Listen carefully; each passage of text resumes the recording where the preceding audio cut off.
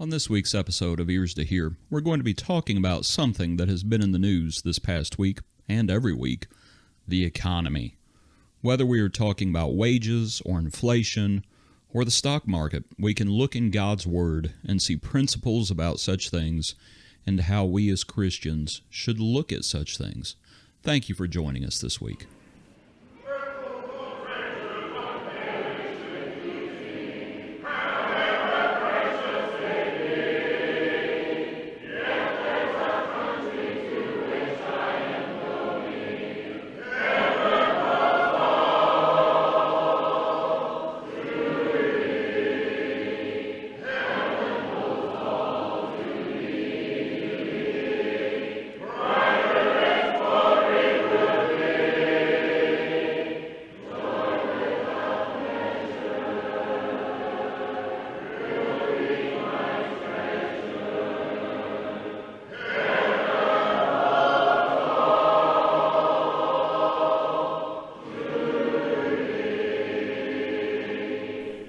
Again, we appreciate you joining us. Andrew, how are you today? John, I'm doing well. How are you? I'm doing fine. So I thought we would talk about the economy. It's been in the news this week. It's been in the news every week.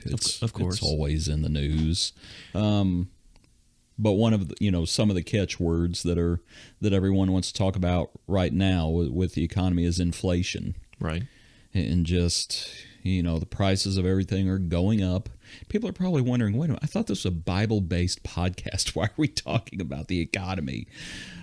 Bear with us. We'll get there eventually. I can smell a disclaimer coming up. We are not financial experts. This is not financial advice. But inflation has been in the news.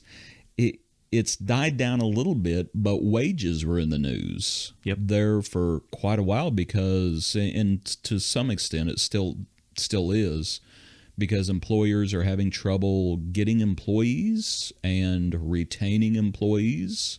And you have certain employers, some of the larger employers in the country, they're having to raise their wages. Mm-hmm. And as employees are demanding higher wages, that is a contributing factor. And I'm not saying that's right or wrong, just this is how the economy works. That as employers raise wages, they're passing on those costs, making inflation go higher. So anyway, wages are in there. The stock market, I don't know if you've been watching your 401k, Andrew, but it's probably taken a beating this week. Sorry, don't go home and immediately. I try not to look at things. But the stock market hasn't been doing well this week for the most part. And interest rates is one of the other economic factors as people talk about the Federal Reserve raising rates. And don't even ask me how that works. Yeah. I've tried to understand the Fed like multiple times, and I give up every time. Yeah, but they're raising rates. So, I mean, where it affects most people is just with mortgages and things like that. But I was thinking about the economy, and there's actually a verse, and it's in, let me look at my notes, 1 Kings 10. And I came across this verse a while back, and it just occurred to me that what it's describing is somewhat what we're talking about. This is 1 Kings chapter 10 at verse 26, and this is a description of Solomon's kingdom when everything's just humming. At verse 27, the king made silver as common in Jerusalem as stones, and he made cedar trees as abundant as the sycamores which are in the lowland. And it's just going through, and I mean, I'm reading out of the New King James, and this whole paragraph is headed up with Solomon's great wealth. And it's not just Solomon, it's Israel. And God had told David when David went to go, David was going to build the temple, and God says, "No, you're not going to do it. You're a man of blood. You've killed a lot of people. It's going to happen in your son's lifetime. I'm going to give your son rest." And he blessed Solomon. But in blessing Solomon, this verse, when it talks about silver is as common as gravel, And it's like what it's describing is an inflationary environment. The economy is hot, and that's, that is today's parlance, but that's what it was for Israel. The economy was just hot. And you think about, well, wait a minute, why was the economy so hot? And it's like, well, what were the kings of the surrounding countries, what were they doing? They were sending gifts and tribute to Solomon. Yeah. Solomon commanded the respect of the surrounding nations. I mean, it describes some of them gave hundreds of shekels, which is like oodles, which is like literal tons worth of precious metals. King's ransoms. Yeah, and money is flowing, and to the king at least. Yeah, to the king. And we'll talk about that here in a second. And I mean, it is, and I think you can tell from this passage, we'll talk about the negative side of it here in a second. The economy's hot. Now, the problem is what goes up usually comes back down. And as we think about that for Solomon's life, for the most part, and while he enjoyed rest, it's going to be in his son's lifetime that the kingdom is going to divide. Mm-hmm. And I don't imagine that silver was as common as stones at that point, when all of a sudden you have the northern tribes and the southern tribes. And definitely the farther on you go, definitely the tribute the tribute lines start reversing, and Israel and Judah have to start paying other kingdoms for the right to exist without oppression, or just to remain free. So it definitely takes a turn. And let's think about, one of the things we mentioned before we started recording was, Samuel had told them before any king had ever been appointed. Samuel had told them he's going to treat y'all like slaves. Right. That's what he's going to do. And when Rehoboam comes to the throne and the people come to Rehoboam and they say, please lighten our load. And the Solomon's counselors who are still there recommended, they advised him to do that. Mm-hmm. So that it would garner favor with the people. He doesn't do it. He actually increases their load. But you can tell from that comment when they say, please lighten our load. That means even though the economy was running extremely hot in Solomon's lifetime, it's not everything it was cracked up to be. That's right. All the description about the wealth of Solomon. Yeah. Silver may have been like gravel to him, but it may not have been that way for everybody in Solomon's kingdom. Right. And someone's got to build all those houses. That's right. Someone's got to build all those palaces. Someone's got to build the temple. It took longer to build Solomon's house than God's house. And it's not necessarily a real good time. Solomon is making treaties with all the surrounding nations, and not too sure he should have been making treaties with all those surrounding nations. Especially when those treaties usually take the form of ceremony of political marriages. Yeah, political marriages. He married Pharaoh's daughter almost right out of the gate, and it's just not every. And my point is, even though the economy was humming along, it's not everything it's cracked up to be. Mm-hmm. And if you look below the surface, you can see no, there's actually there are issues there. And what goes up usually comes down. I was thinking about, of course, Solomon builds the temple. But, to your point, you said as things progress time-wise, and it gets worse and worse and worse. Yep. Until eventually they're led off into captivity, and the temple's destroyed. After 70 years in captivity, all of a sudden you're going to have the remnant coming back. The temple is going to be rebuilt. But you remember there's the account where as they rebuilt it, it was not up to its former glory. Well, why was it not up to its former glory? They didn't return with the wealth, the gold that had all been stripped away and carried off. Economy's not doing too well at that point. Nope.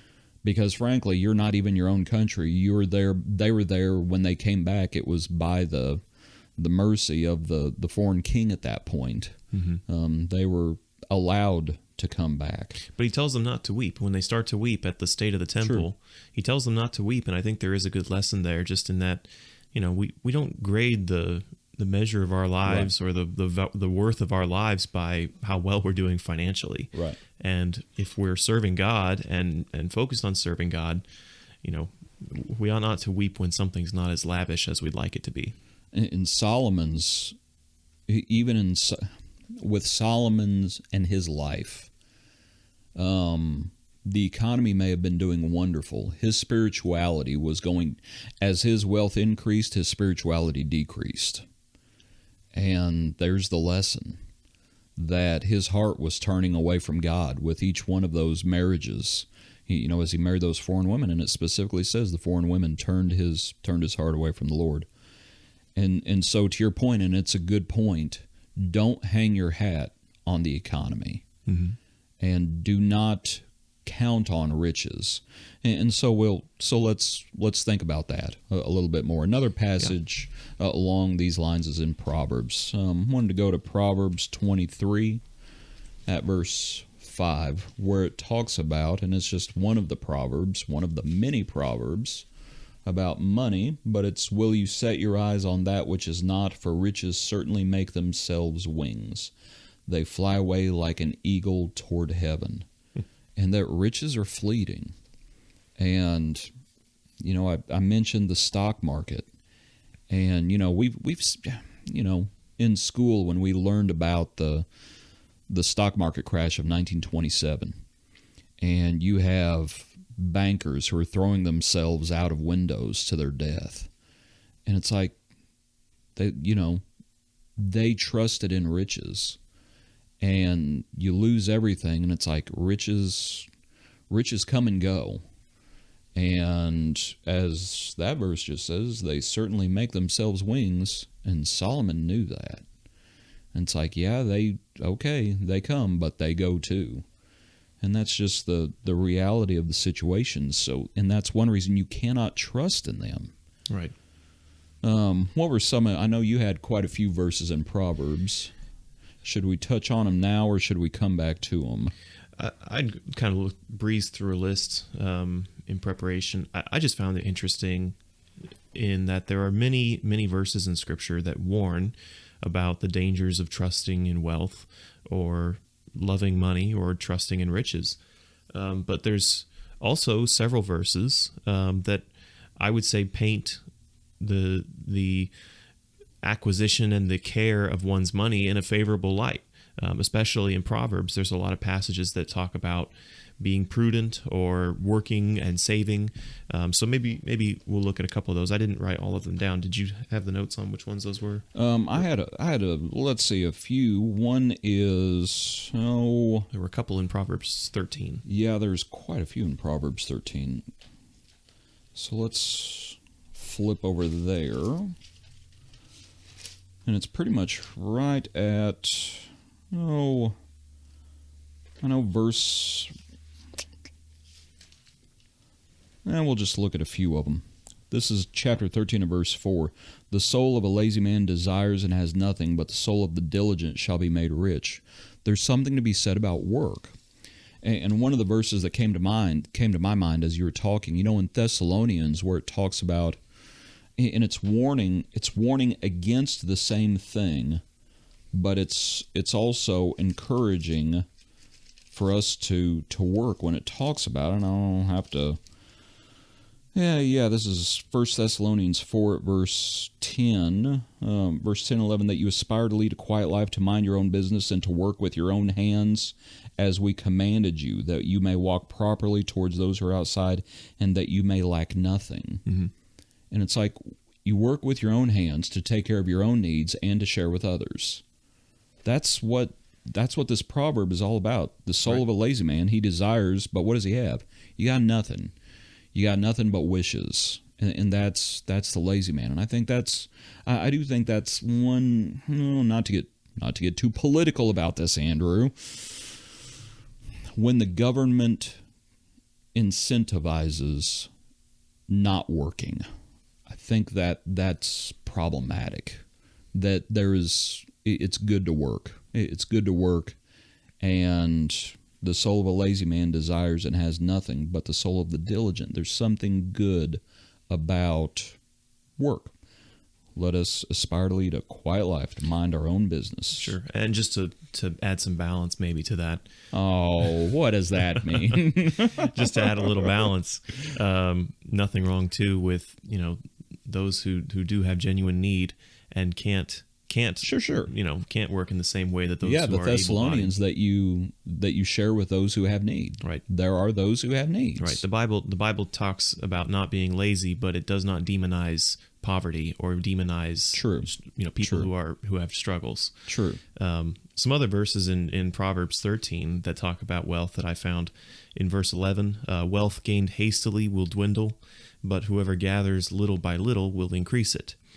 So again, that can be speaking toward the value of working, being patient, saving, versus trying to get rich quick or Right.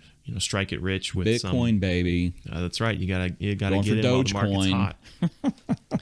And then in the same chapter, verse 22, a good man leaves an inheritance to his children's children, but the sinner's wealth is laid up for the righteous. So it is not wrong to save. Right. And some in the world tend to try to demonize inheritance. Right. I tend to believe that sometimes it can go too far if there's a difference between saving and hoarding. Yeah, absolutely. And if you had extremely wealthy parents and you've never had to work a day in your life and Right. everything you've got millions of dollars in the trust fund waiting for you, maybe that's a tempting or a dangerous situation to be in as well. Yeah, very much so.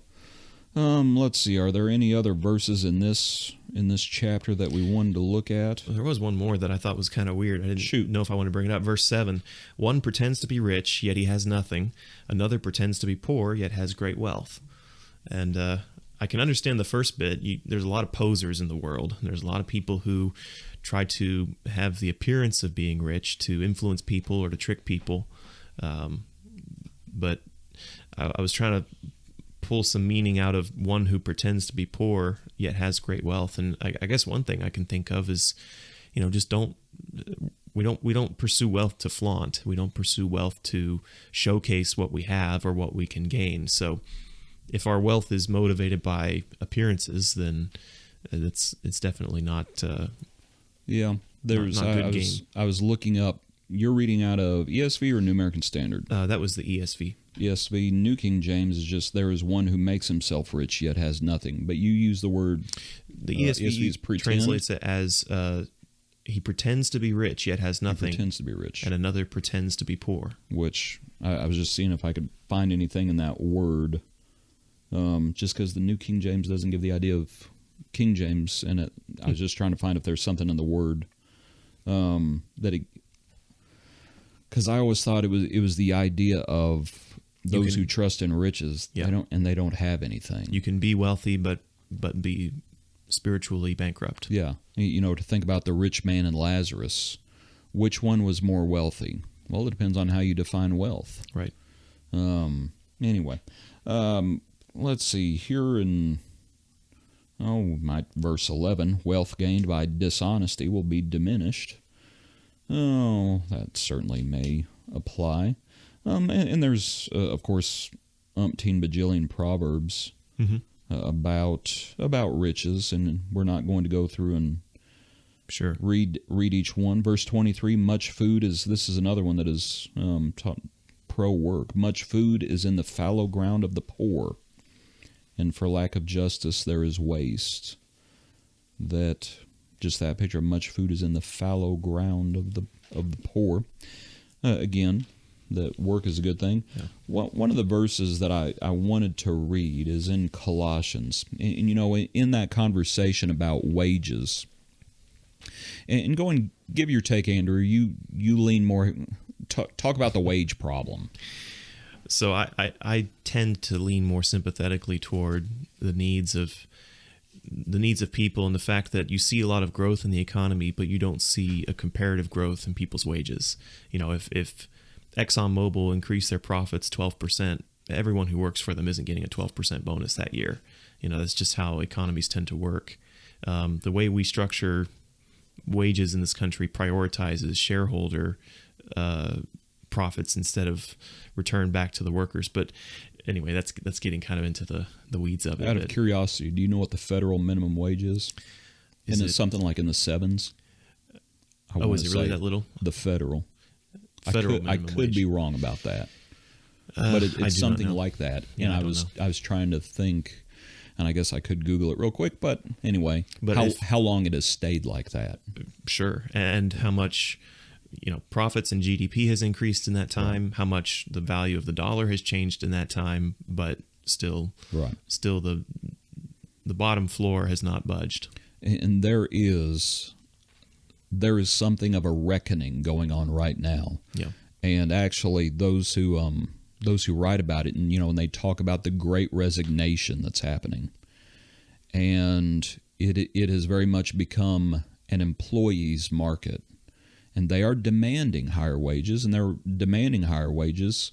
And one reason is because they do feel that they have been mistreated. Mm-hmm. And that made me think, this is Colossians 4, at verse 1, where it says, "Masters, give your bondservants what is just and fair, knowing that you also have a master in heaven."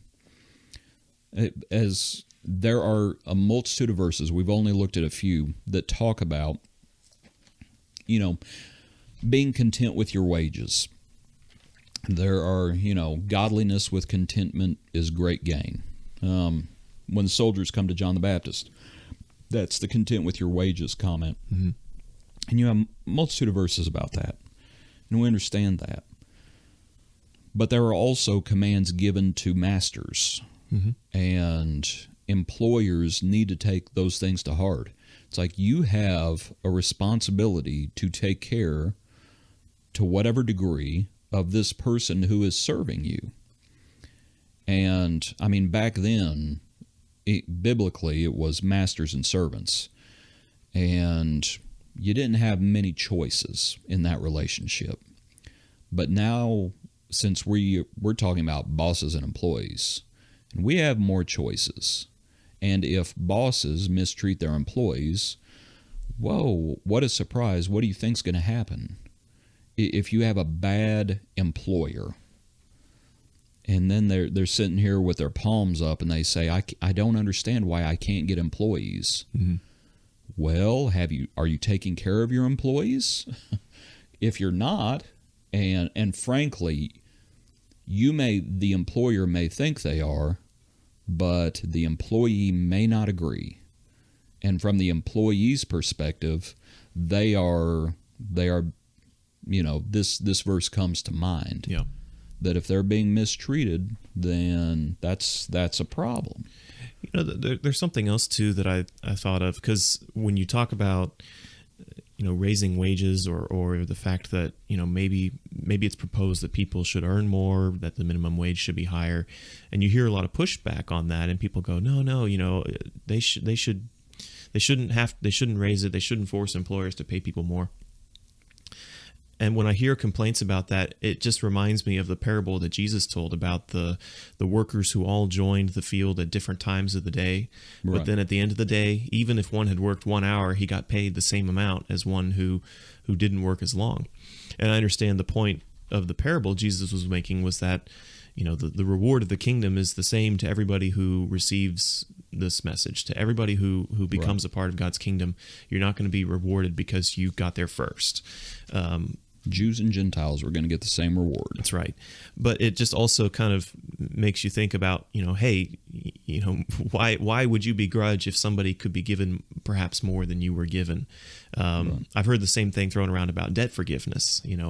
If someone's got student loans and they worked hard and paid them off and now they've got no debt, right. And then maybe in the future the government decides to forgive people's student loan debt. Well, is that fair? I had to pay my share. Don't begrudge someone else's gain. Be content with the fact that you were able to pay off your debts, and rejoice that someone else doesn't have to endure the same hardship that you did. Now and I'm sure the argument there. Someone's got to pay for it, namely taxes. And it just so happens I'm looking in Romans 13 where taxes are spoken about, and that's in the context of, for rulers are a terror, not a terror to good works. It's that passage. Where's the where's the verse about taxes? That's verse 6. For because of this you also pay taxes, for they are God's ministers attending continually to this very thing. I wasn't turning it over there. I wasn't looking at Romans because of that, but the money does have to come from somewhere. And I'm thankful to be a part of the Lord's kingdom. I'm just as off the cuff somewhat. Remember when they asked Peter if Jesus paid his taxes, the temple tax, and it's the account where he tells Peter to go and cast a hook into the lake and pull the coin out of the fish's mouth. But he makes the comment, he says, "Who do you think they take taxes from, sons or strangers?" And Peter says, "They take taxes from strangers." And he says, "So the sons are free. Nevertheless, lest we offend them, we do this." And anyway, there may be an application there. But the reason I was in Romans 13 already, this is Romans 13 and verse 8. "Owe no one anything except to love one another, for he who loves another has fulfilled the law." And I think in the context, I don't think it's wrong. And as you were talking, I was thinking about interest rates. And you said you don't understand the Fed, and I don't understand the Fed either. No. In a rising interest rate environment. But the little bit I do understand is, and this is about to, again, disclaimer. What's the disclaimer, Andrew? We are not experts. We are not experts. In almost anything. But let's put it simply. When the interest rates are rock bottom, is it easier or harder to borrow money? It's more attractive to borrow. It's more attractive to borrow. Does this country have a debt problem? Not as far as the federal debt, but as far as individuals? Both, yes. Yeah, absolutely. And there is something to be said about that when the economy is running hot and it's so easy to borrow money that it becomes easier and easier, frankly, to trust in riches.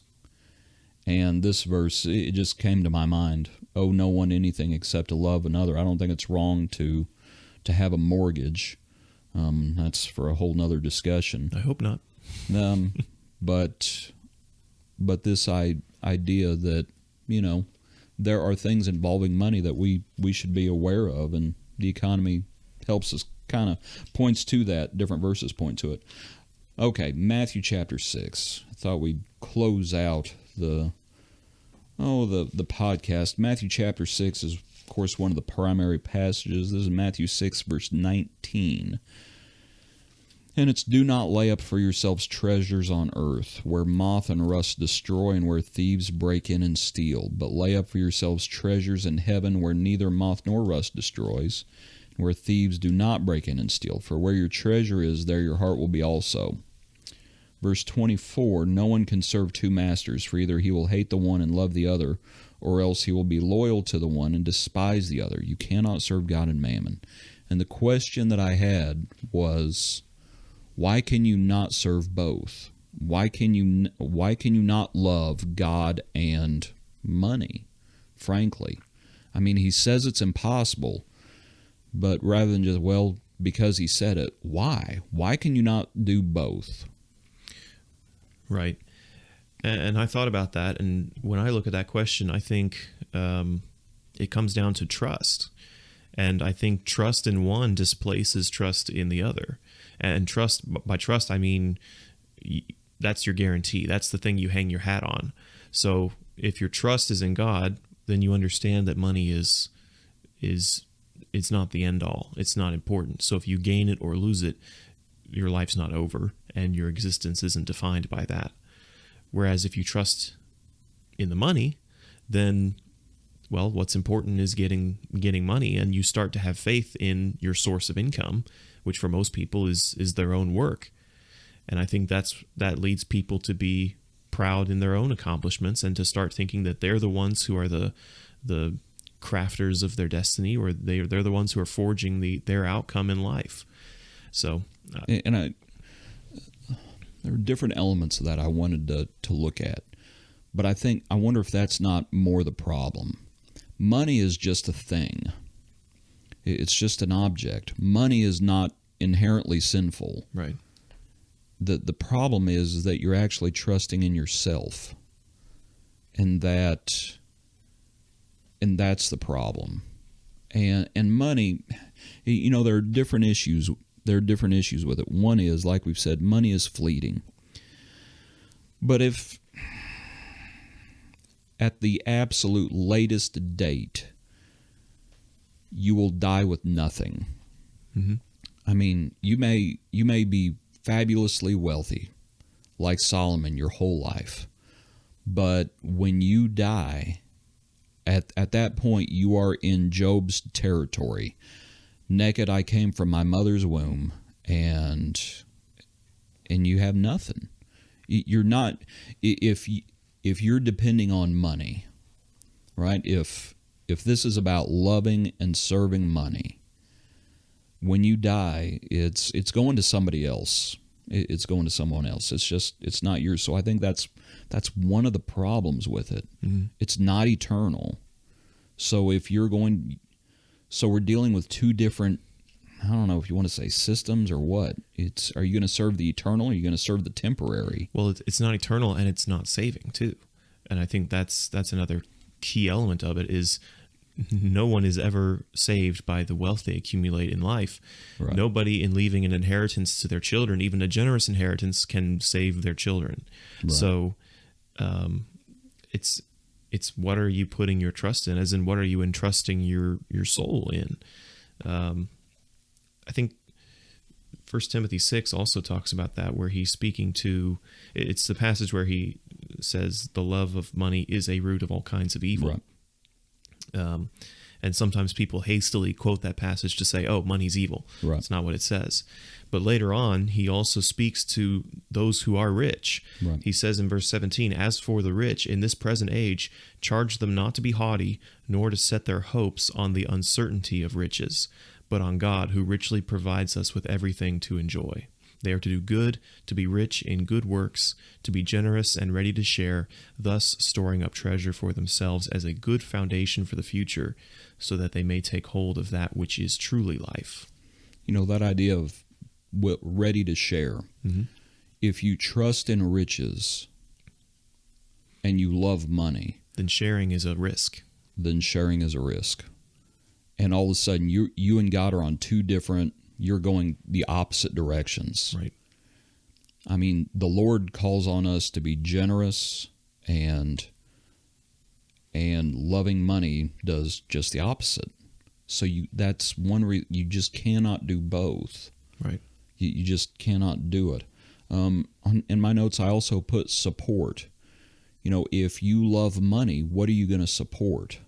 And what I'm thinking about is, being generous with others, but also supporting the gospel, the work of the gospel. Mm-hmm. Are you going to care about that? Well, not if it's just, no, you're just not. So you're going in two different directions. And, you made the point about riches are inconsistent. And it's how does the Timothy passage, nor trust in uncertain riches? Yep. To not put their hope in the uncertainty of riches. And yet God is the exact opposite of that. God is very consistent. Absolutely. But riches, and it just, you just cannot hang your hat on it. But I know there are a myriad other reasons why you cannot serve God and mammon. It's just impossible. And it probably goes to your goal, not just the goals, but the journey to the goal. Mm-hmm. And just as we think about how the Lord wants us to conduct ourselves. Right. If your master is mammon, if your master is money, then that master demands of you the pursuit of more. That's the only way to... And you will not be satisfied with it. There's a proverb about satisfied. that. Those who love silver are not satisfied with silver. Right. So, and yet with God, it's godliness and contentment. So right. It's two different things. Right. Yeah. So with money, it's always going to demand more. It's always going to demand that you gain more. But with serving God, like it says in Timothy, it's about giving. It's about generosity. It's about sharing. Andrew, my brain is finally working. It's late in the evening, but my brain is finally working. To think about the very word wage. And there are a lot of verses about wages. But the thing is, for a Christian, we are not in a wage-based system. We are in a grace-based system. Like you said, riches demand, frankly, that you work for them. Mm-hmm. It is a wage-based system. And yet when we come to the Lord, all of a sudden it's not wages anymore. The wages of sin is death, but the grace of God is eternal life. It's a different system. It's a different, I hate to use the word economy. We'll understand the metaphor. It's a different economy. Understand the metaphor. Because there are financial terms that are used even as we think about serving the Lord. Redemption is a financial term. Mm-hmm. Paying the price is obviously a somewhat of a financial term. It just so happens we're not talking about money. We're talking about something more valuable. Ransom, propitiation. Yes, when we think about these things, they are words that we may understand. The world understands it one way, and yet we're using the same words. The Bible uses the same words, but it's a whole different system. It's a whole different economy, frankly, because it's God's kingdom. It's the Lord's kingdom. It's still a kingdom, but it's the Lord's kingdom. Mm-hmm. In my notes, one thing I had before we leave, I was thinking about what sort of things could affect an economy. And just in these last 2 or 3 years, one thing we've seen is diseases can bring an economy to its knees.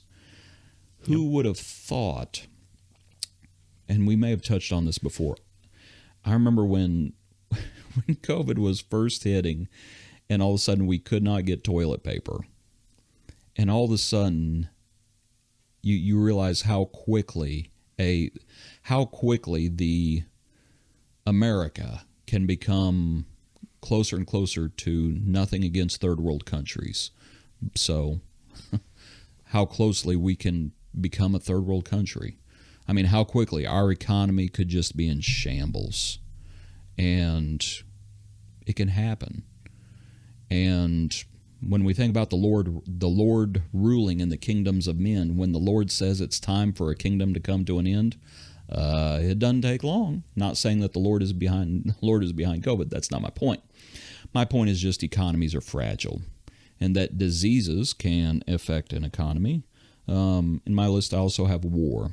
And, when we see the things happening in other places, of course, and natural disasters. Mm-hmm. I don't know if anybody follows the news, but there are places in the world that are struggling with natural disaster, that are just falling apart because of natural disaster. Go ahead. Well, and I was just going to add, and we're quick to forget, it can have long-lasting effects. I mean, how long ago was the earthquakes in Haiti? And I think there's still massive impact to that area because of that. Yeah. And I was just thinking about those things, disease and war and natural disaster. And I was thinking about it in the context of Job, and that Job was afflicted with a plague, and that raiders came and stole away his livelihood. So there's the war. Mm-hmm. And then you had the natural disaster of however it puts it, the wind, and his family was killed. It's uncertain. And yet Job says, the Lord giveth and the Lord taketh away. And he did not charge God with it, and that he did not sin with his lips, and held to his integrity, because he understood that riches are fleeting, mm-hmm. and that life is fleeting. And so you better look to someone who's not fleeting, and that'd be the Lord. So anyway, there you go. The economy. Yeah. Again, we are not experts. Yeah, but there are a lot of lessons and a lot of just parallels and just example lessons you can draw from it. So a little Econ 101 sprinkled on top of your Bible study can help sometimes. I mean, it almost becomes metaphorical, almost a metaphorical metaphor or a parable, in and of itself, as we look at the verses that pertain to the same things. So, Andrew, appreciate you. Appreciate you, John. Yep. Thanks, everyone, for listening this week. We hope you're doing well, and we hope you join us. Actually, we are going to be taking a week off, aren't we? That's right. We have a gospel meeting starting for the week of May 1st. So yeah, May 1st through, what is it, May... through that Friday. Through that Friday, whatever that is, May 6th with Phil Morgan. So we're looking forward to that. So we will not have a podcast next week, so we'll be back in 2 weeks. Yep. So we'll see you then. Yep. Appreciate everyone tuning in, having ears to hear.